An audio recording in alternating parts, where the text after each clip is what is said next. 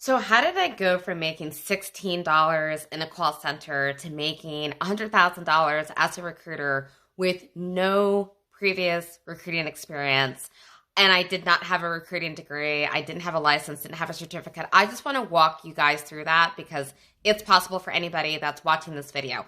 So when I started off my career, I was in a call center for 6 years. I wasn't getting paid shit. I was making $16 an hour.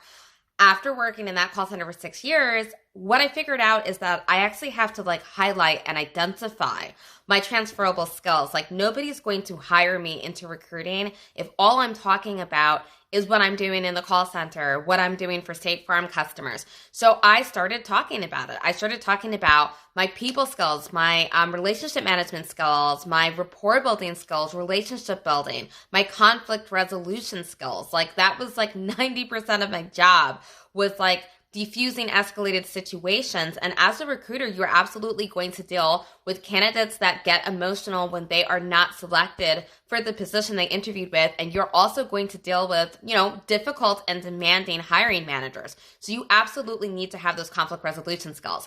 Also, just being detail oriented, having excellent communication and interpersonal skills, being able to prioritize time management.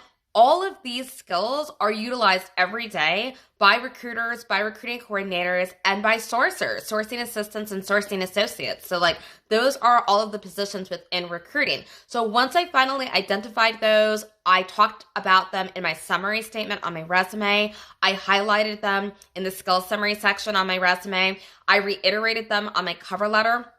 I spoke to my why, why do I want to pivot to recruiting?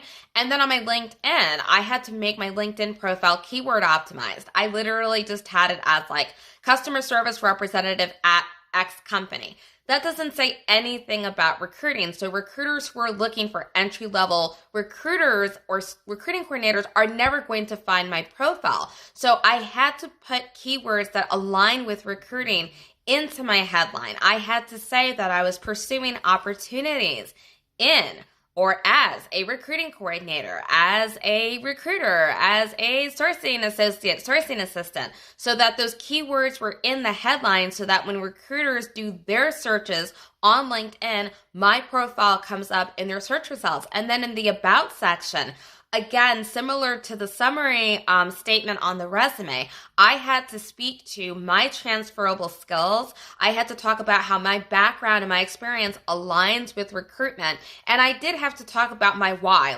Why was I so passionate about recruiting, right? Why did I want to make the pivot? And for me, it was because I'm a people person. Even though I'm introverted, I have social anxiety. I'm a people person, and I did enjoy matching candidates with opportunities that they were excited about. So all of that information had to be there. Now, there is more to it, of course. There's the networking aspect and interviewing, utilizing the STAR method and everything else. But that is the foundation for how I was able to go from making $16 an hour in a call center to making $100,000 as a recruiter. And it's totally possible for you as well.